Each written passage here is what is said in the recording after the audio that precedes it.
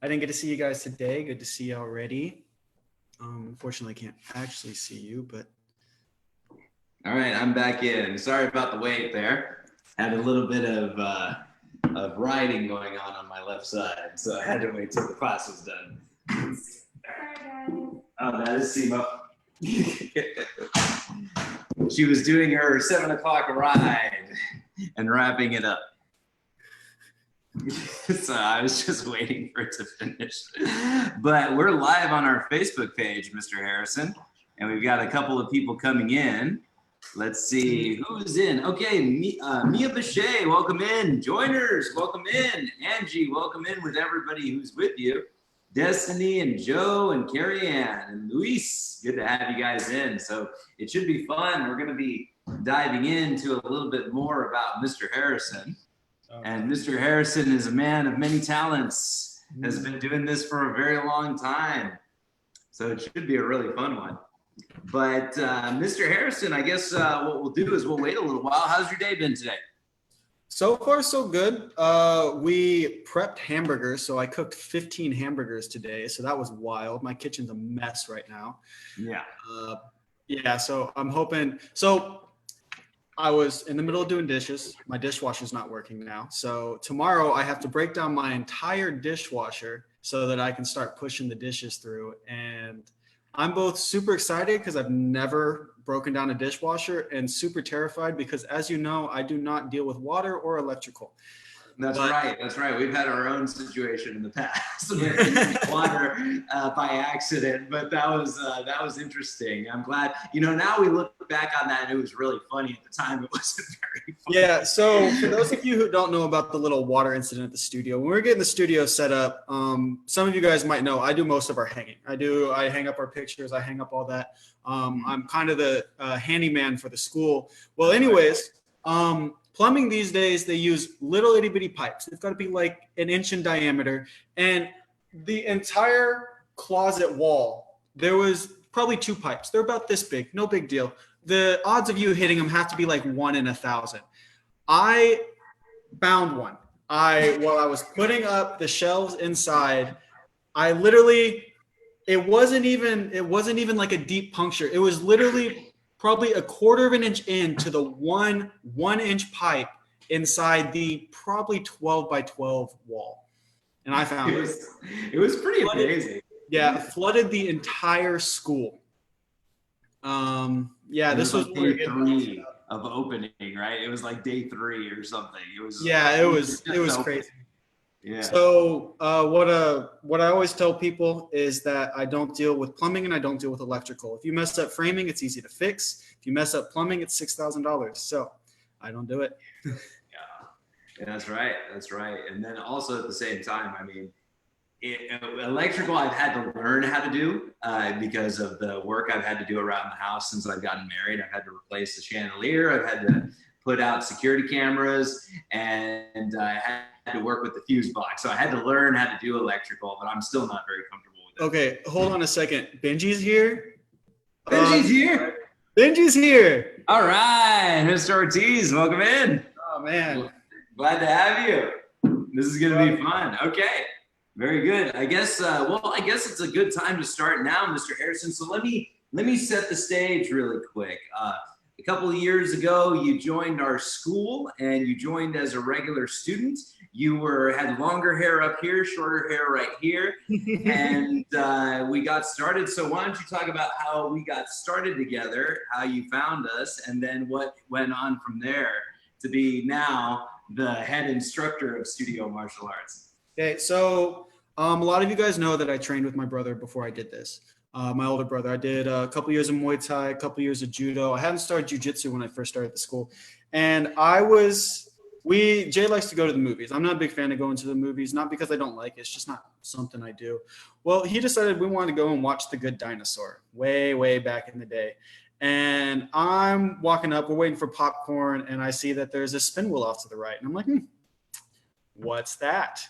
And so I go over there and I meet you and I talk to you and you're like, oh yeah, we're teaching Wing Chun right down the road. I'm like, oh, like what Bruce Lee did, Master Ip Man, stuff like that. I think I was still calling him IP Man back then.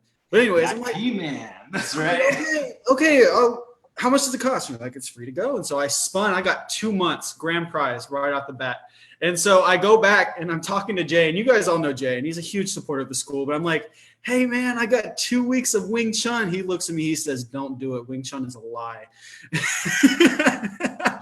I'm like, no, it's a lot of fun. Like, I'm looking forward to giving this a shot. And so I was working installation at the time, and we were talking, 9 in the morning to 9 in the afternoon, hour-long trip there, hour-long trip back. It was good money, but it was hard work. And so when I first started, I was actually, sometimes there'd be dead periods at work. And so I could attend a whole bunch, and I was coming, 3, 4, 5 times a week, and I was loving it. But then we hit peak season. I couldn't come anymore. I ended up moving from Universal City out to Converse. So it was like a 45-minute drive. And I ended up having to drop for a little while. But I would come in when I could. And I saw that you had hired on Chris and Rich. Yeah, Chris and Rich. And so I came up to you and I'm like, hey, look, I miss coming here to the school. I really do. I see that you got 2 part-timers. If you were ever looking to hire on somebody full-time, I'd be more than happy to. And so I just kind of dropped that there, and I stopped coming for a little while again after that. I only came in for like two days that time. And so a couple of weeks went by, and we had come by to go to Artemov Gymnastics for a Thursday night class. It was too late to attend your classes, but Artemov had just opened. And Jay had known that I was missing the school. Jay still thought Wing Chun was a weird martial art to pick up, but he knew that I missed the school. And so he came over and he talked to Chris, and he said, hey, he really misses the school. And this was about the time that you, Chris, and Rich were parting ways because they had, their stuff come up. Mm-hmm. And I believe that it was Chris actually that dropped it on you, that reminded you that, hey, I was looking for a job. And so come January, you offered me the job, and I was freaking out because I really wanted it, but I was absolutely terrified because I didn't know if it was going to make up for the income that I was making at installation, but I hated installation. I knew I was going to love that. And so I never really told you this, but I was operating on like a hairline right there. Because they were not going to let me back. So if this fell through, and they really needed me. I was a crew leader out there. I was the youngest crew leader. There. I managed a crew of 4. I was one of our youngest spray foam installation guys.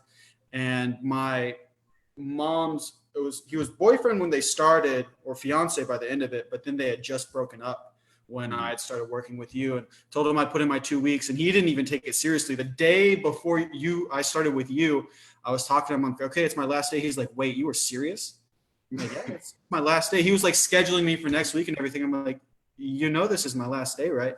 And so I started with you. I think we were doing like 9 to 9, like 6 days a week the first time that I started.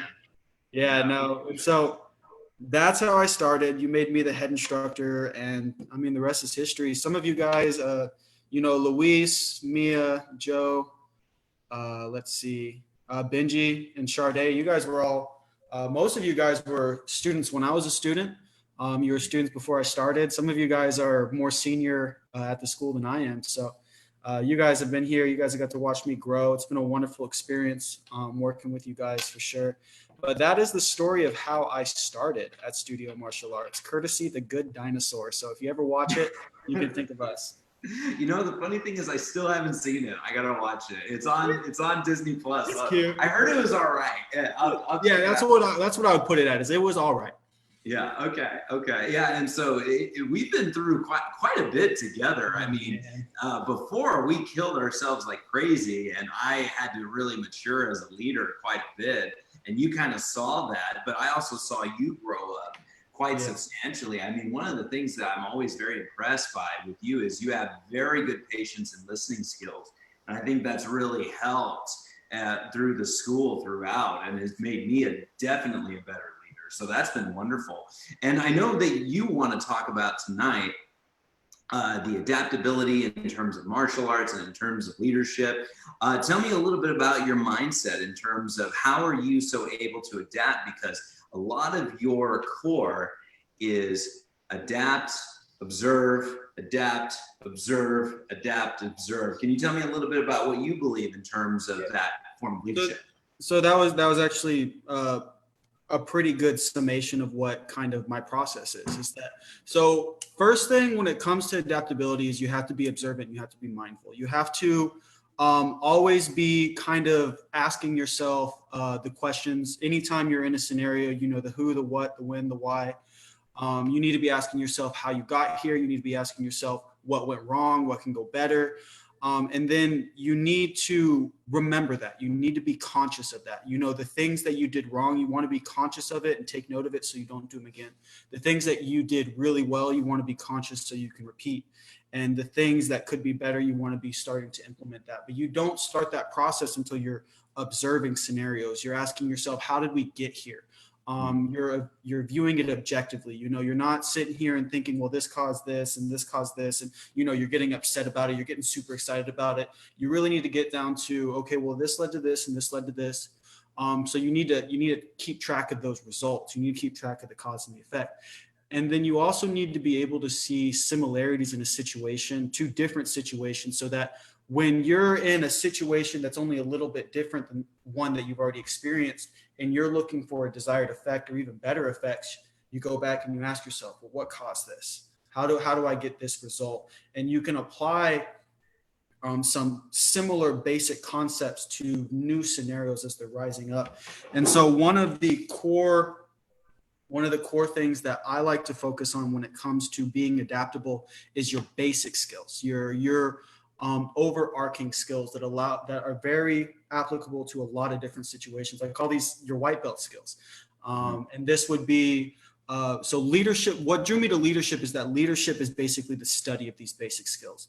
The law of navigation, the ability to plan. If you have the ability to plan, you can do a whole lot. The communication skills. If you can communicate your viewpoints very well, excellent, works all over the place.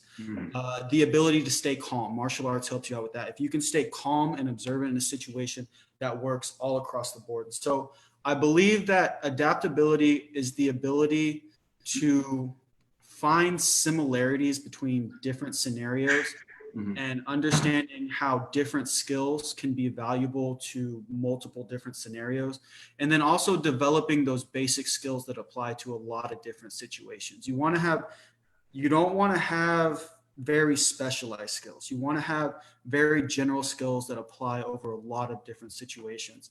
An example, like if I were to pick an education, like a college degree, that would be very universal. Engineering, the ability to engineer, the ability to see a problem and build a solution from it is absolutely invaluable, because an engineer, you know, you could see, for say, a leaking water pipe, and you can fix that. Or you could see, you know, maybe the foundation of a building getting disturbed. You can fix that. The ability to see a problem and be able to engineer a solution. You want to be looking for skills that are universally applicable so that you can apply them to different scenarios, because the probability of you running into the exact same scenario twice in your life is very, very rare. So if you have a skill that only works in that one scenario, you could spend hours developing a skill you only use once in your life. But if you're focusing on these basic skills and you're refining them and you're understanding them deeper, then the world can throw anything at you, and you have these set skills that work really, really well. So as far as adaptability goes, it amounts to always be observing, comparing, contrasting, and have a nice little toolbox of basic skills that apply to a wide variety of scenarios. Oh yeah, absolutely. And one of the things that's been great having you around, I mean, whenever we're in the middle, we always are sitting down talking about things. What's this? What's that? I'm always asking you, okay, what do you see about it? What is this? What do you think about this? But the thing that has affected me the most, I think, is your ability to stay calm. You and I are very different animals in terms of leadership.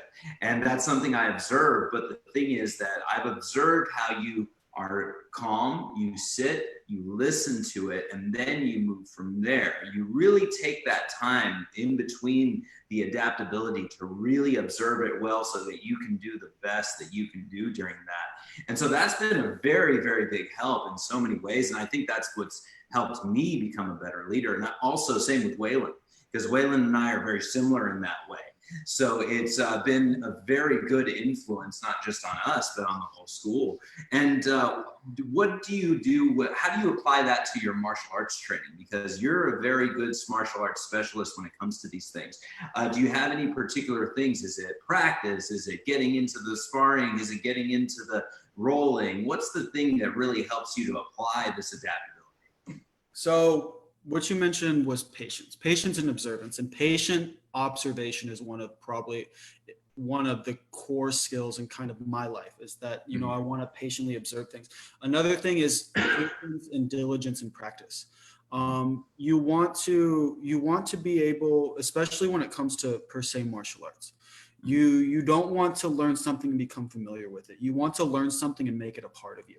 And what that takes is drilling that punch, hundreds, thousands, tens of thousands of times, to where there's no thinking about it. And then, so what you do is you get your toolbox, your basic skills, your jab, your cross, your hook, your uppercut, and you drill them until, so there's this little scenario that occurs where you start to drill them and you're super hyped and you're ready and you love them.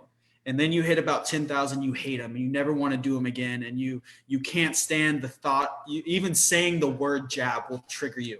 And then you hit about 20,000 and you don't even have to think about it. It's a non-thought process. You go out to the bag and you hit the bag another 1,000 times and you blink and you're done, because you're not thinking about every single jab that comes in. So what you do is, especially when it applies to martial arts and adaptability in martial arts, you get these moves down so well that you don't have to think about them.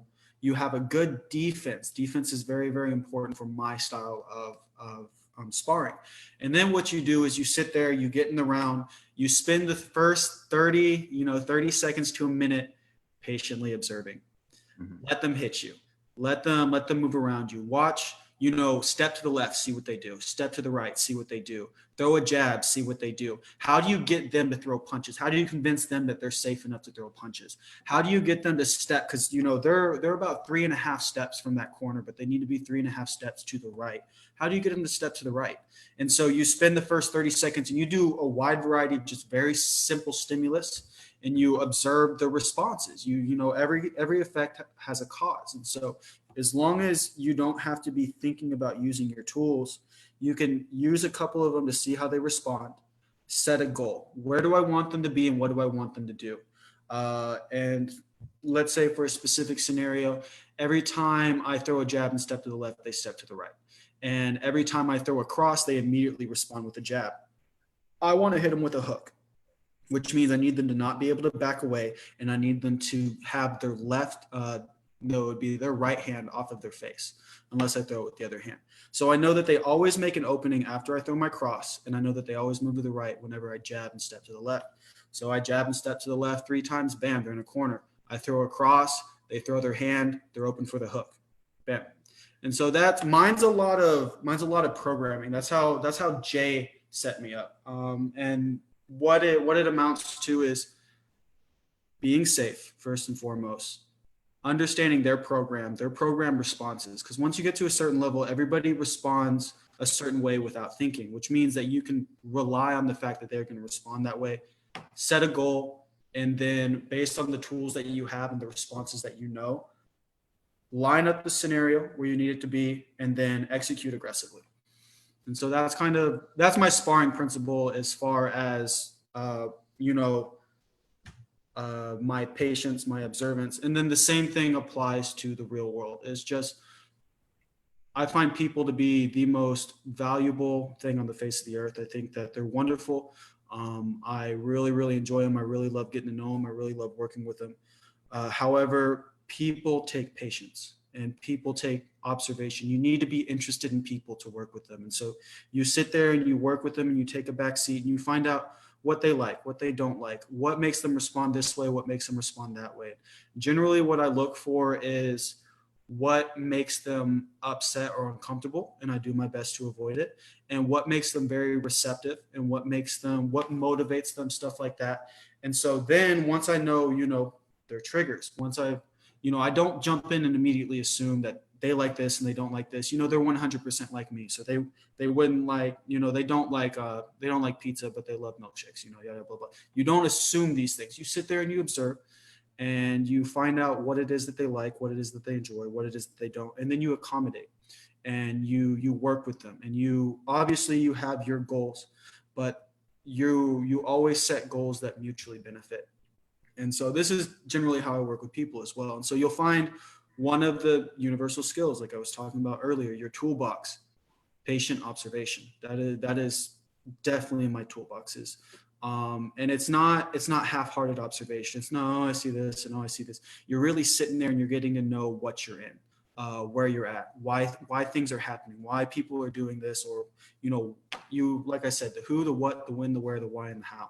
You're really getting in there and doing it. And that's so that's kind of how I apply, how you see a lot of what my martial arts training has transitioned over into my real life, is that my martial arts style, I was patient in martial arts long before I was patient in life.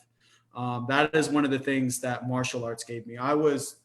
Some of you are aware, some of you can read it on me. Some of you would have no idea. I was a super, super undisciplined, super aggressive, super nitpicky individual up until, probably right at joining the school. Like I wasn't like a super troublemaker, but I wasn't, what you would expect. I never got suspended, but I'd have a ISS here and there, or I'd get in trouble here and there. And I wouldn't get into like fist fights, but I'd be mean on occasions, and I'd be aggressive, and I needed a way to work on that, and martial arts helped me with that. And that's where I would say martial arts is where I got my patience as well. Yeah, yeah, and I think that patience has really served you well, because as long as I've known you, you've had that patience. You've been able to take that extra step and really bring it out, and that's been something that I can say is invaluable. But you hit something really important there. You have to have that sincerity at the heart if you want to be patient with people, because it's not easy, and everybody is different, and so it's a real important thing that you said. You have to want it. I've grown up with many people that, you see them and you observe them and they just don't like people. They don't want to get to know people. They want what they want. And over that may be good right away for a little while, but over time, that's what's going to bite you later on. So when you're saying like, oh, you need to want to know the other person. You need to want to take the time to look at them. And I think that's what makes you a really good instructor, because you really do, or excuse me, a great instructor, because you really do work very well with everybody. And you've created that with the group dynamic, which I've observed. So not everybody can do that. And it's been very, very helpful. Do you apply that directly to the classes? Yeah, I love our students. I love our families. I love our school. And for me and for my sake, I want you guys to stay in the school. And that's a little bit of selfishness in me, is that I want you guys around. I enjoy you. I absolutely love working with you. But in return for you guys indulging me in my selfishness of wanting you guys around and wanting you guys to work, I promise you that I will put my all into helping you guys achieve your goal. It can be a goal that doesn't benefit me at all. It can be strictly what you want. It can be weird. It can be obtuse. It can be super formal, super textbook. It can be anything in the world. But I I have a very service-based mentality, and if you guys come to me, you guys trust me. I want to help you guys do what you want to do.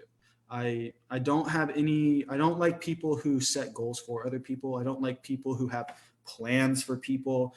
I'm not going to tell you that you need to be a rocket scientist. I'm not going to tell you that you need to do this or you need to do that. But I do want to know what you want to do, because I do want to help you. And so that is one thing that I like, because I believe it's kind of that saying, rising tides, raise all ships.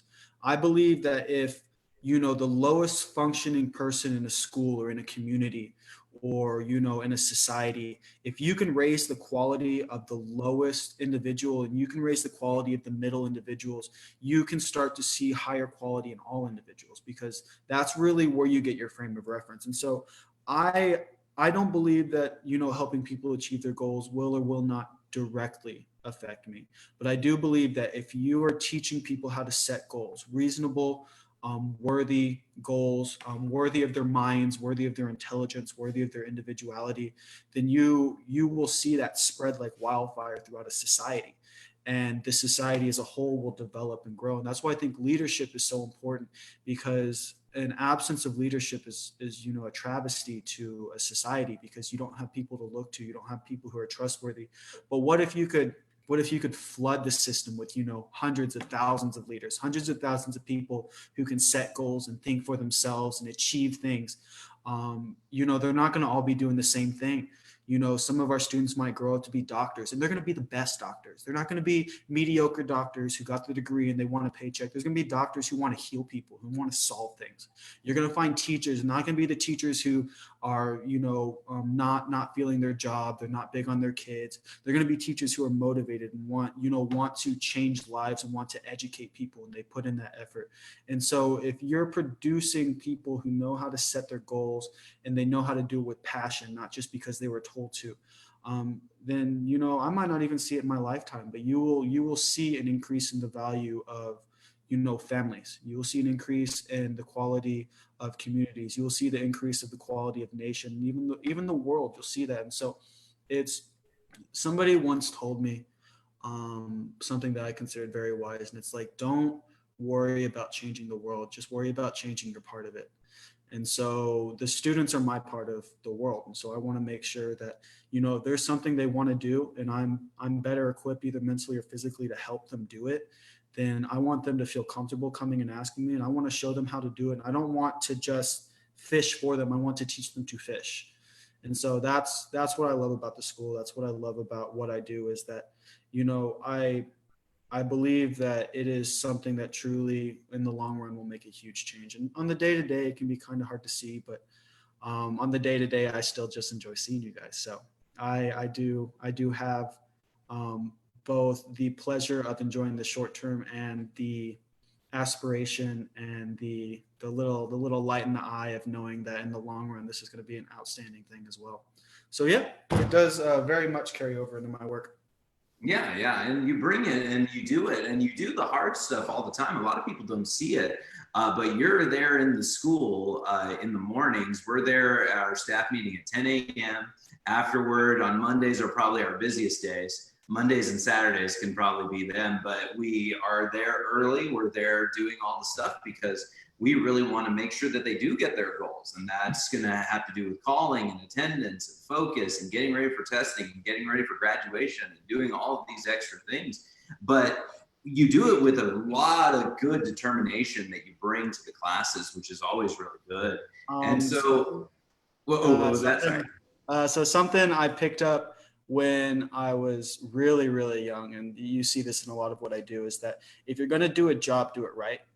And so when I commit to doing something, whether it be my teaching or whether it be, the calls per se or the staff meeting, it's like, look, either I'm going to do it 100% correct, or I'm not even going to start it, because you got to take pride in your work. And so, yeah, that's something I take very seriously. Well, is that, if I'm going to start a project, I don't care if no one's going to see it.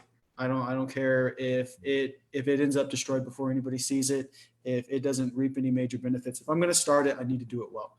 And that's, I think that's some character that I picked up from probably my stepdad, honestly. Oh yeah, and that's an important thing. And the thing that you said also, that you're making a piece of the world that you have around you better. And I think that really echoes all throughout our community, because over the years, we've had the privilege of really working with a lot of great kids and families and adults.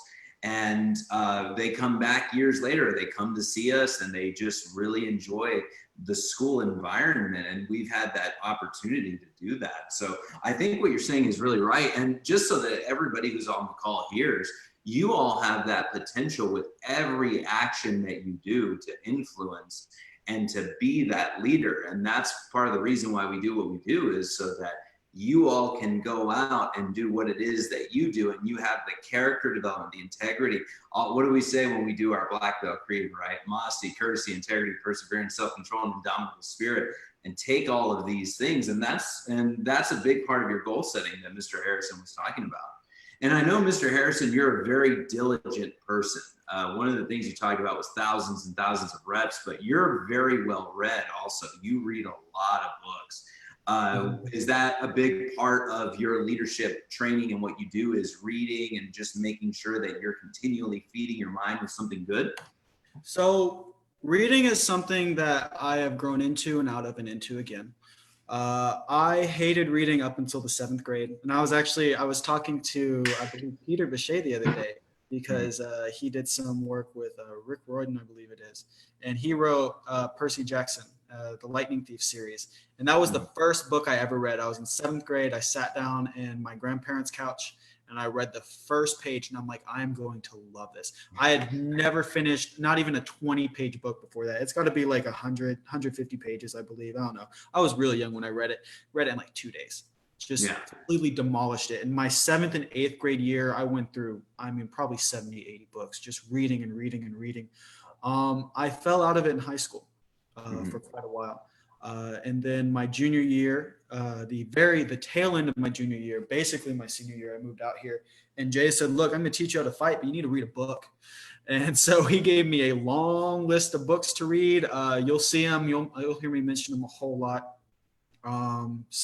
It wasn't Psychology of Winning. It was Maximum Achievement.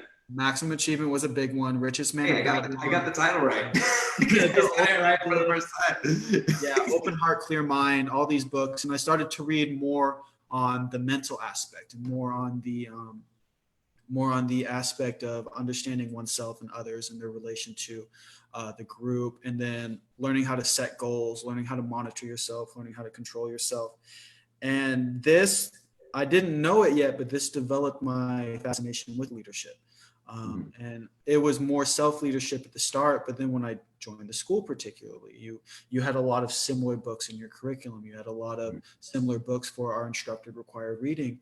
And I realized that, I'm sitting here and I'm reading these books and I'm loving what it does, but it never crossed my mind to teach this to other people. And so at the start, it was very much self-development, but after, I guess for the longest time, I didn't realize it, but I'm kind of a teacher at heart. Like I love to teach, and I don't love to give like unsolicited advice. And I don't like to just, tell people this is how things are done. But if there's people looking for information, I think I can help them. I love to do it. And so my reading affecting my leadership, I would say yes.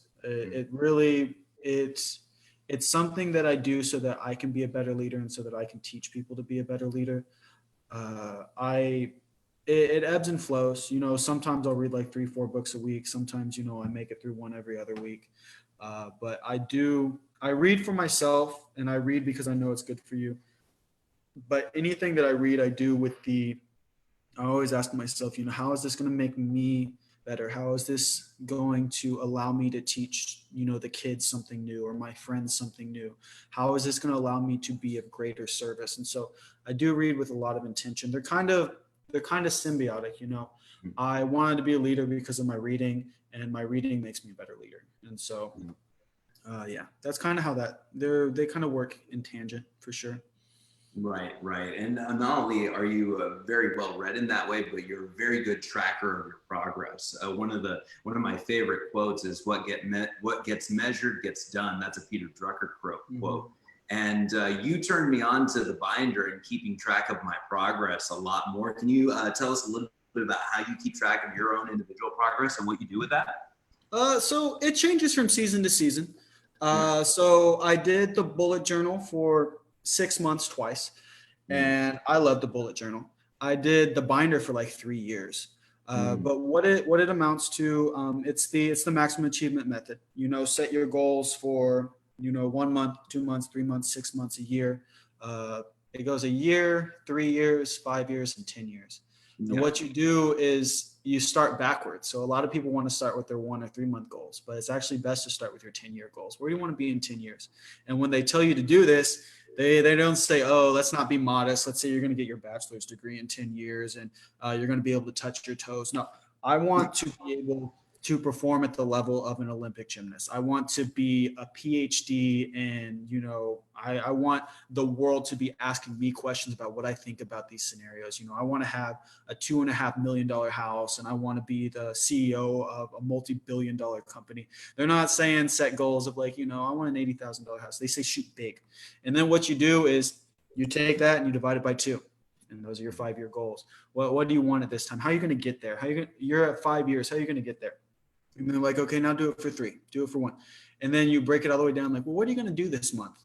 What are your goals for this month? And it's really tricky to do it backwards where you do 1 month up to 10 years. But when you set the 10 years, you come down, you find that you've got a lot to do. And so then what you'll do is, I like checklists. Other people, they do their own thing, and I'm never going to tell you how to do it, but I'll sit in here and be like, okay, if I do this, 50% faster than my plan, because there's going to be failure along the way. So you want to start off doing it a little faster so that you stay on track when you fall back. And so I'm like, if I'm going to do, 50% more than what I need to do this week, what does it look like? And I make my checklist. And if I check off 100% of them, I say, Will, what are you doing? You need to put more on there. And if I check off 50 of them, I'm like, Will, you need to calm down. You need to set some reasonable goals. And as far as tracking goes, most of what I do is pretty numerically based. It's pretty stat based. I like numbers. I'm a big fan of numbers. I like to see that. But first of all, I try to be mindful of the progress. I trust that the progress is going to come. And second, usually it's written down somewhere. That's kind of how I track my progress, how I track my goals, is write it down, guys. For the love of all things, if you learn anything from this conversation, set some goals and do not put them up here. Put them down here so that you can see them. I don't care if you put them down there and you throw them in, your sock drawer or something. Come back and visit in a month. You'll find that a couple of them are done. You weren't even thinking about it, but write it down. The success rate goes up so much. Work on your handwriting, have some beautiful calligraphy, and write down these goals as if, they were the Declaration of Independence. Put some effort into that. And then you can hang it up on a wall. You can put it on a whiteboard. You can put it in your wallet. Or like I said, you can put it in your sock drawer. Doesn't matter. Just write it down, get that out of there, and then keep track of it, on occasion. And so that's how I keep track of my goals is I write them down, I check them off, come back, look at them regularly for motivation when I'm not feeling good, and keep on trudging, left foot, right foot. Yeah, and you said a couple of really great things there. First of all, your handwriting is better than mine, and I'll never let you forget. I have outstanding handwriting. Everyone, that was like the biggest deal my junior year of high school when I moved to Texas, is everyone's like, oh my Lord, you got such great handwriting, and it's calligraphy. I'm like, look, it's longer than it is wide, so it looks great, but it's really not fantastic. You should see my note-taking handwriting. So somebody else needs to read this handwriting is absolutely fantastic. Only I'm reading this handwriting is awful. It looks like Egyptian hieroglyphs. It's absolutely dreadful. But I like beautiful writing. I like beautiful handwriting. I love seeing beautiful calligraphy. And so there was a point in time when I wanted that. And so I trained it for a couple weeks, and now I can pull it out when I need to impress somebody with how beautiful my handwriting is. Or if I need to write in secret code that kids can't read, I just write in cursive and bam.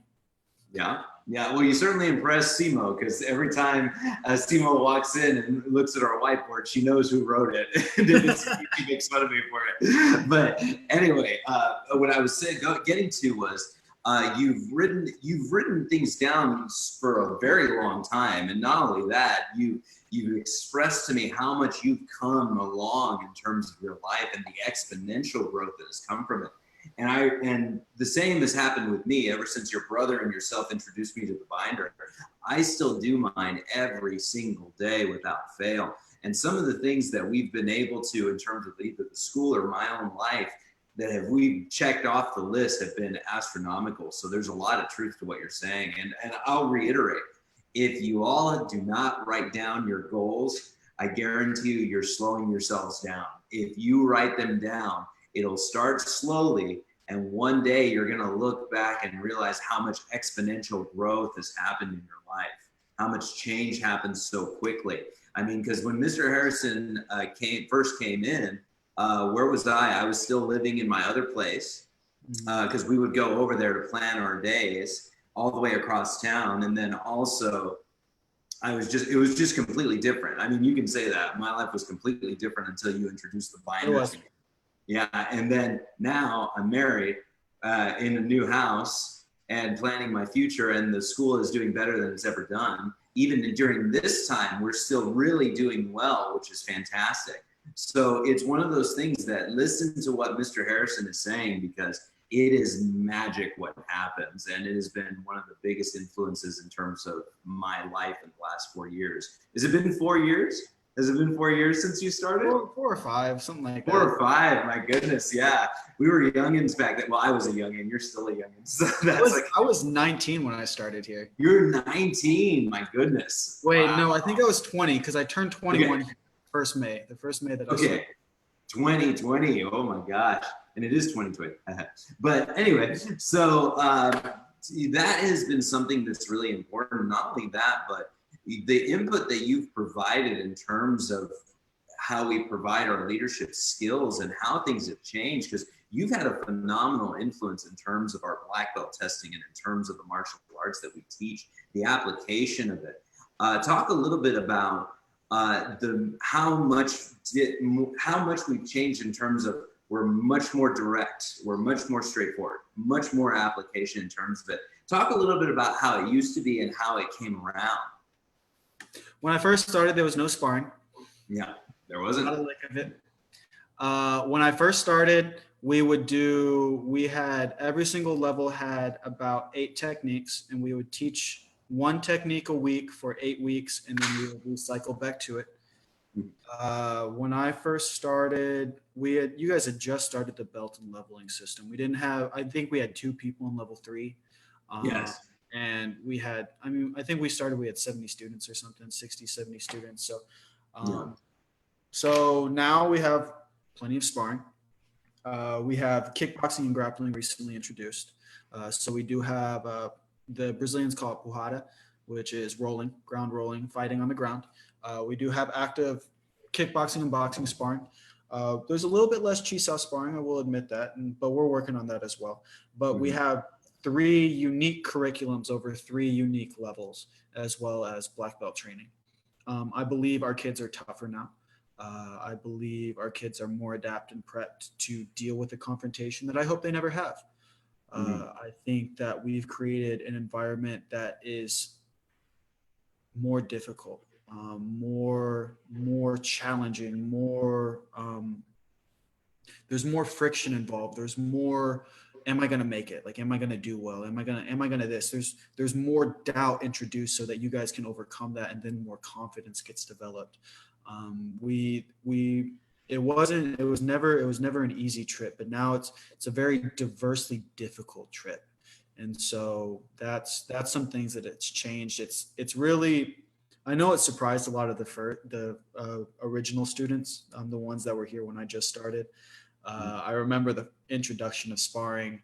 It was almost 50-50 right down the line. There was, oh no, I can't believe you're going to be, letting them punch each other, and, they're going to die. And then there was the other ones. It's like, man, I can't believe it took you this long to do it. Like, do I have to wear gloves? And so we found that healthy little middle ground, and a lot of you guys that were super excited about it found out that it was harder than you thought it was going to be. And so you guys got humbled. And a lot of you people that thought it was going to be the end of the world and you were going to die and you were never going to make it, you got in there and you realized that it wasn't the boogeyman. It was just something you kind of got to get down, dig your heels in the dirt and do. And you guys are more confident for it. And so the sparring was definitely a big deal. The curriculum, now we do 2-month curriculums. We do 3 curriculums that are 2-month long, and they recycle through each other. So you get exposure to a lot more techniques, and you get to go a little bit deeper into the techniques. So you'll notice that we do, a lot of jabs, a lot of crosses, a lot of roundhouse kicks. And for 2 months, we're really just focusing on that kickboxing aspect. And then you don't see it again for 6 months, but when you come back for the 6 months, it's all digested. You've gotten to apply it, and you go a little bit deeper. So I think that from when we first started, first of all, overall application is way up, because we're Jay would call it the crucible. We're tossing them to the fire, and they're getting iron forged. They're getting stronger because they're going out there and they're challenging themselves and they're learning how to apply it. And then they also get to learn quite a bit more as far as techniques go because of the way we, and me and you came together on how the curriculum wants to be rotated, the way we designed it so that we're not trying to do everything in 2 months, every 2 months. We're really diving deep into something and diversifying. And so I think that both the amount that we teach and the depth in which we teach it has come a long way since I started. Yeah, it's been something. It's been a real trip. Well, one of the things is that I always like to talk about how you have to be able to adapt in terms of what you're teaching. You can't just teach the same thing over and over again. And it can't just be for years and years on end. And you and I have both seen martial arts schools where it's unchanging, it's safe in terms of there's not going to be any kind of contact, there's not going to be any pressure, and you see what that does over the course of long periods. And you and I want them to be at the time of their black belt testing able to do the 5-mile run, able to do the rounds of sparring, able to do the chi sao, able to know the forms, able to perform under pressure. And that's the best gift you can ever have in terms of anything you do in life. Yeah, feel free to go for it.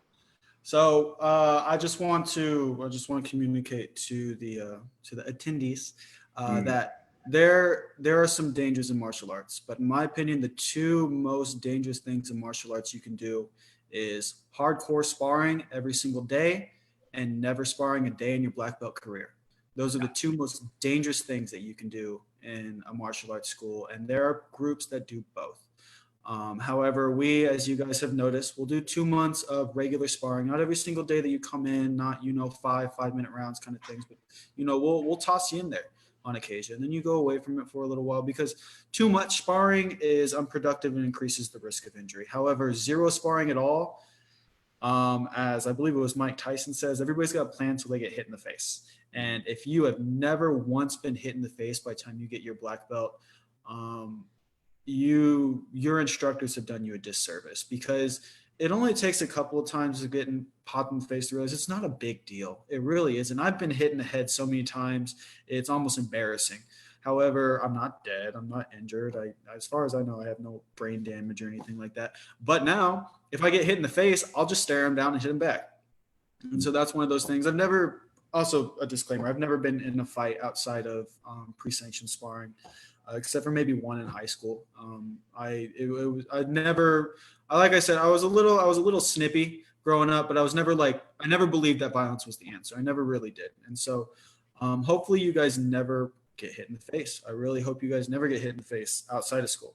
However, inside the school, I think you'd be doing yourself a disservice if you do not introduce yourself to a scenario where once or twice or on occasion, you guys get hit in the face because it's teaching you how to deal with that confrontation, that fear. And, we mentioned earlier, the patient observation, but patience is the ability to be calm in the face of fear. When people lose patience is when they're getting frustrated or anxious or scared or angry. And when you can get hit in the face and not get anxious and not get mad, that applies to the real world. And so you'll start to see the world differently when you get anxious or when you get mad or when you get sad. You'll be like, look, this scenario is a little tricky, but it's not getting hit in the face. So that applies a lot to why I think that, it's a disservice to have no sparring and it is dangerous to have too much sparring. So we are always looking for that nice little middle ground. That's why sparring is so important to us. I can definitely agree with that. And, it's one of those things that's very important for people to really understand that it does get scary, but you have to overcome that fear. Anyway, but you and I can chat for hours and hours at length at this one. But one of the things I really want to do is, guys, Mr. Harrison, I know you see him all the time, but right now we have a very good open forum to ask him about himself and his leadership ability and what he's talked about. And Mr. Harrison, before we finish out, I want to say thank you as always. You always are there helping me out and helping out the school and the students. So it really means a lot. So thank you. Thanks for having me. And let me open up to questions, guys. So I want you all to ask Mr. Harrison some good questions. His birthday is on May 4th. He enjoys martial arts as his hobbies. But other than that, whatever y'all want to ask him, please open up right over here. And whoever gets the best question gets a red stripe. So let's see what you guys got. Let's see. Master Joe has a comment. He says, balance. I guess he's asking, what do you think about balance? Talk a little bit about balance. So balance is essential in all things in life. You want, that's actually, it's interesting because it's a topic that I really love talking about. And so I'll keep it, because I can talk forever. I love talking. However, I'll keep it down to something very simple. Most things in life are not black and white. They are a sliding scale. And you want to find your middle ground between that. If you view a situation as black and white, you need to open your eyes up. Because every single experience, everybody's life experience, everybody's history, and everybody's point of view is different. If things were black and white, there would only be two answers to complex problems, and that is never the case. And so the entire goal of your life is to find that balance. And if you think of a little sliding scale, what's interesting about life is that sometimes balance is, 3/4 on that sliding scale, but then you hit like 30 or 40 and you find that balance is on, a little bit of the other side. So you always got to be seeking out that balance and understanding and respect the fact that life and people are complex. And so you've got to find the balance between the two extremes, the black and the white. You got to find your balance somewhere in that gray area in life. And so it was kind of like how we were talking with sparring. No sparring, that's no good. Sparring every single day, high injury rate, concussion, stuff like that, no good. Sparring every now and then, find that balance. Are people getting hurt? Slow it down. Are people not growing? Speed it up. Balance. So that's why I think balance is important. Well, that's a good one. And then thank you, Master Joe, for that one. And then Lily wants to know what your favorite food is. My favorite food. Oh man, Lily, you would ask a hard one. Sheesh. Well, you love pizza. I love Italian food in general. Do not even get me started on Italian food. And then cereal, like, Lily, what are you doing to me? I was doing so good. And then 8 minutes in, you're going to ruin me like this. What is my favorite food? It would definitely be something. So my mom's chicken and dumplings is probably my favorite food in the world. Okay. I absolutely love it. My mom's cooking's the best, by the way. I don't care what your mom says. But my mom's chicken and dumplings, or my late grandma's lasagna. She'd make it for me on my birthday every single year, and I just eat it up. My favorite dessert, though, is hot brownies on cold vanilla ice cream. Nice. I like it. Very good. Okay, here's another one. This one's from the joiners. What is the most important skill you have learned during martial arts? Most important skill I've learned during martial arts, be calm under pressure. Be very aware of where your mind is at. Be acutely aware of where your mind is at. Know how anxious you feel. Know how scared you are. Notice how drawn in by your opponent you are. How aggressive you're feeling. Be extremely aware of that and control it. Do not repress it. Do not, ignore it and be like, no, I'm not anxious or I'm not angry. Be aware of your emotions, especially under pressure, and then use them productively or control them so that you can remain calm in that aggression, in that high risk, high tension scenario, and do your best from there. But you'll never do your best if you lose your cool. Acknowledge it. Don't be like, I need to eliminate my ability to feel anxious. Anxiety is important. It's important to feel anxious. It lets you know when things are scary. It lets you know when things are off.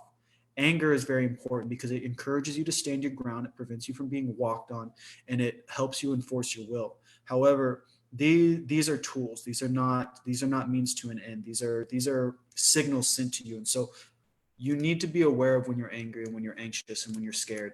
However, you need to remain calm and observant at all times. You can't let them get the better of you. So the most important thing I learned from martial arts is being calm under pressure. And self-development would be another one.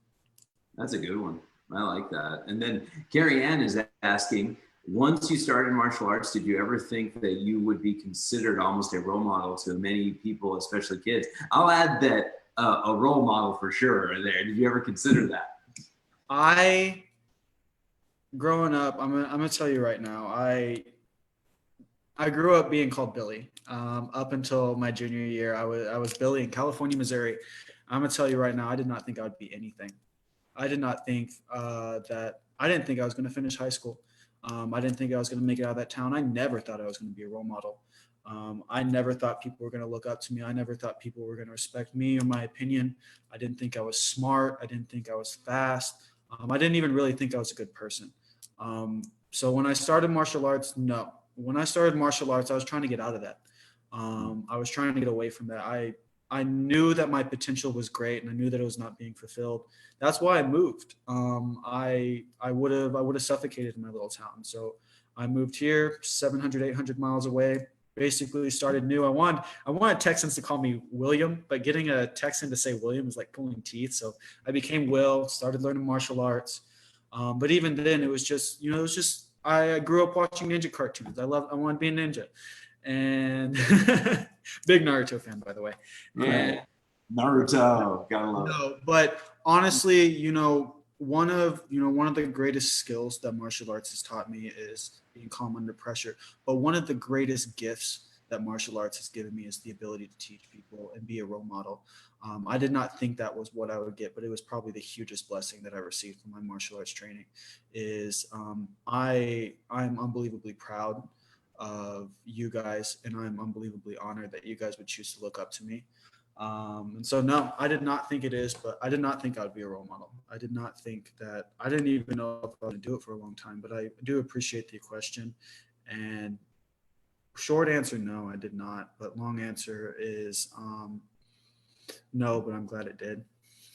Yeah, well, you've certainly made a big impact on people, Mr. Harrison, and I'm very grateful to have you, and everybody else who's here and who's in the school is also very grateful. And speaking of which, Destiny asked, hello from the world across the screen. My question is, do you have a favorite thing to do besides martial arts? And I think you do. I've got a couple that I know that you like to do. Why don't you tell them about it? Okay, so yes, I have a few things that I like to do besides martial arts. I like to try new things, first and foremost. I'm a huge video gamer, and I watch a ton of anime. I've been watching anime since Naruto came out in 2002. I still remember the airing of the first episode. I was a big Pokemon fan growing up. That's where I got my gaming background. I grew up watching cartoons, playing video games. I'm a big Destiny player right now. That's actually something. When I was at work and we were like at the school, I didn't have a whole lot of time to game, but now I have a little more time to game. So one of my goals I've been setting is to increase my ability on player versus player style first person shooter. So I've got an aim trainer down. Oh no, my thing is, like I said earlier, if you're going to do something, do it well. And so I sit there and I go to the best gamers in the world as far as Destiny PvP goes. I'm like, hey, how did you do it? And they're like, oh, well, you do this and you do this and you do this. And guess what I do? That, and that. So love video games, watch anime. I am 100% up to date on My Hero Academia, which is currently my favorite one right now. And yeah, so those are what I like to do: anime, video games, and try new things. Hunting and camping were really cool. I didn't actually start doing that until very recently, but I do love the outdoors. And so yeah, those are some things that I like to do. Well, plus ultra, my friend. Plus ultra. And it's what we got right here is, and that was a great answer. So it's always good to learn a little bit more about you, Mr. Harrison. I think this is a great format for it. And Sharde is, when you started Kung Fu, did you ever have a hard time finding life goals when you were organized? Sharde, to this day, to this hour, I still have a hard time finding out what my life goals are. And so do things that make you happy. Do things that you enjoy. Do things that you find fulfillment in. But know that there will be periods of your life where it's not the same. And there'll be periods of life when you enjoy the chaos. There'll be periods of your life when it frustrates you. What is my goal? What is my purpose? Why can't I think of this next step? Why am I always anxious? And it'll fall on your seat the moment you stop looking for it. But yes, there were times. I've always been very organized, obsessive compulsive almost. And yes, there have been some times when I did not know what my life goals are. And my life goals change, with the seasons. I think that it's foolish to think that everybody is going to figure out what they want to do their freshman year of high school, and that's going to be what they want to do till the day that they die. You have a right to set goals that other people would consider foolish, and you have a right to change your mind, 20 minutes later. But yes, I have had some trouble. It's honestly a constant struggle because, again, I'm a role model. And I'm also a high achiever, and I think very highly of myself. And I think I need to live up to my expectations and your guys' expectations. And so there are times when I'll set a goal that I'm like, I really like this, and I really want to do this, but it's too small. It's not big enough. This isn't going to make an impact on me. It's not going to be sustainable. It's not going to change anything. Like my first person shooter skills. This isn't going to change the world. It's not going to make me a better person. It's something I do because it's fun. However, I have some goals that change the world. So if I want to go up and spend an hour playing my video games, and that's what I'm going to do. So yes, there will always be questions about it. And don't be afraid to change it. And don't be afraid of what people think about it. But do your best to get it organized. Well, that's a really good answer, because I'm the same way. Every day is a new challenge. Every big life decision is a new path to take, and it's one of those things that you have to keep track of. But I think that really embodies it very well. Speaking of goals, Luis Hacho is asking, what were your difficult goals? Difficult goals? Yeah. Where to There were a start? couple of them I remember over the years that you were really going for, and you were really trying. Learning how to cook, I remember, was pretty tough at the time. Yeah. Still learning how to cook. I'm still figuring that one out. I think some things are goals, some things are journeys, and cooking is a journey. Some of my most difficult goals would be moving out. Moving out was a very difficult one. Moving out on my own, that was very hard. Uh, can Man, there's a lot of them. Some of them are pretty personal though. Yeah. Blue But belt. whatever you feel comfortable with is good. Yeah, blue belt was a big one. Getting this job was a big one for sure. Let me. Could you reread me the question again? I got a little off track. Yeah, it was, what were some of your difficult goals? Getting this job was very difficult. So there was a scenario at my house when I first started this job, when I was finishing my old job, and a lot of things happened. I ended up having to take custody of my sister and kick my mom out of the house and take over the lease for my house. And I was switching jobs. There was a point where they expected your income to be 3 times what you made, and I was moving to I was moving with Sifu, and the income was enough, but it was a little bit lower than what I expected. So it was terrifying thinking that, because I had made the decision to kick him out and take custody of my sister before this had all happened. And so I'm sitting here freaking out because I got to work my job. I got to coordinate with my friend. I've got to prove that I make enough money. And, if any of these things fall through, we're basically all homeless. And so that was probably one of the most difficult goals, was getting the lease on that. And that house was beautiful and way too big for 3 bachelors and a little girl. And so, but it was home at the time. And so that was one of the hardest things I've ever had to do in my life. I moved to Texas. It was one of the hardest things I had to do because I had to fund the bulk of it. It was a plan that my mom had made all of a sudden, and I was going through some tough times, and I knew that, I was depressed and anxious about staying in the town. And when she said, "Hey, you want to move to San Antonio?" I said, "Absolutely." And I busted tail. I was working my junior year. I was working 60 hours a week. I was doing side jobs, whole 9 yards, made a whole bunch of money. I think it ended up being like 14 hours driving here. We packed up the house in a day. That was one of the hardest goals I've ever achieved. Blue belt was a really hard one. Black belt was a really hard one. There's been a couple here and there. I find that most of the goals that I set aren't physically or logistically difficult, but it's the amount of you that's invested in it that makes it difficult. When you're sweating and you're shaking and you're scared and losing sleep because if it falls through, a lot falls through. That's what makes a goal hard, but that's what makes you hard. That's what makes you strong. I have never been so scared in my life than the time I had to take over that lease, and I have never been that scared since. And I've ran into some things that, before I had to do something so crazy, I'd probably had a panic attack, and I'll look at it now, I'll be like, whatever.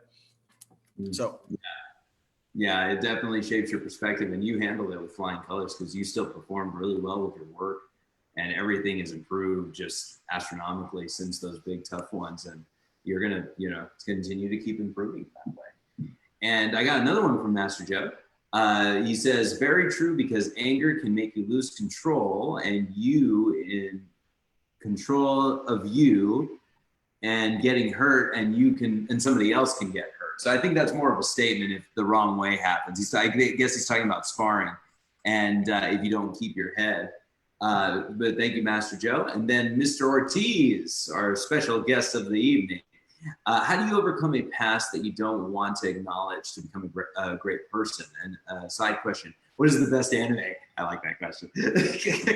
I'm a Dragon Ball man. So my hands down favorite right now would definitely be My Hero Academia. I love it. I'm infatuated with it. I love heroes, and they embody heroes so well. I watched the last episode of the most recent season, and I've never had goosebumps and cried at the same time. So I love it. However, overcoming your past, these are going under answered, right? I'm answering them. I'm clicking answer live, and they're going under answered. Yeah. I'm a great person. So how do you overcome a past that you don't want to acknowledge to become a great person? First of all, a bad past does not make you a bad person. We're all kids. We make bad decisions. It is what it is. You both need to accept it as something that has happened and cannot be changed, and something that has made you into who you are, which apparently is a really good person if you want to be a great person. Bad people don't aspire to be great people. It's not how it works. Everybody in here either was a kid once or is a kid now. You make mistakes, you do bad things. Sometimes you do what you got to do. There are people out there who make mistakes because they don't know any better. There are people out there who do bad things because they might feel like they have no other choice. Accept it, own it. It is what it is. Don't brag about it. Don't bring it up if you don't have to, in my opinion, but don't deny it either. And understand that who you were, who you are, and who you will be are three different people. All you need is, the desire to do good and be good, the ability to observe and acknowledge that you messed up, but learn, adapt, improve, do better. The fact that you're acknowledging that you've made some questionable decisions is a huge step, because some people won't. Some people won't look at that and think they made a mistake. They'll say, I did what I had to do. I from my perspective, it was 100% justified. People will make excuses and stuff like that, but that doesn't serve you either. Hiding it doesn't serve you. Lying about it and thinking that it was, the best thing doesn't serve you. Acknowledge it for what it is. It is what it is. But once you acknowledge it, make peace with it, own it, and move on and become that great person that you can be. Great people only come from struggle. Great people only come from, difficult past and making hard decisions. And, when you live a life that has a lot of hard decisions, you're going to make some wrong ones. And it's okay to make the wrong decision. Just learn from it, move on, and hold true to the fact that you want to be a great person. Your past does not define you. It just helped make you. Yeah, that's right. Absolutely. 100%. And the last question that we have right here is, when you are at Kung Fu, did you ever think that doing Kung Fu was the best option, or did you think that you had better options that were more reasonable? Well, that's a funny question, because it depends what you mean by reasonable and what option in terms of martial art. But you answer that, Mr. Harrison. So when I first started Wing Chun Kung Fu, first of all, I was not a basic martial artist. So there were points in time when I'm like, am I really doing this? Like, do I have to do this? But there are also, it was unique. It was different because the Chinese style of martial arts, especially Wing Chun, is so different in structure and in format. And I was infatuated with it. There were points in time when I saw things, I'm like, it's a little weird.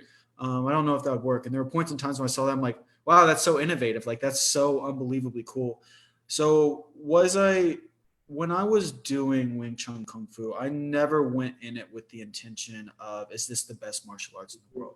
I went into it because I was a Bruce Lee fan, and Sifu's very charismatic, and I enjoyed the culture. And so was it the best option in the world for anybody? I don't know, probably not.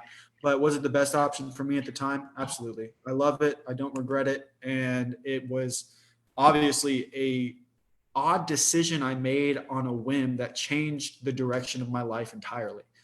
I went to watch The Good Dinosaur. I spun a spin wheel, and now I teach 100+ students. So Life is funny that way.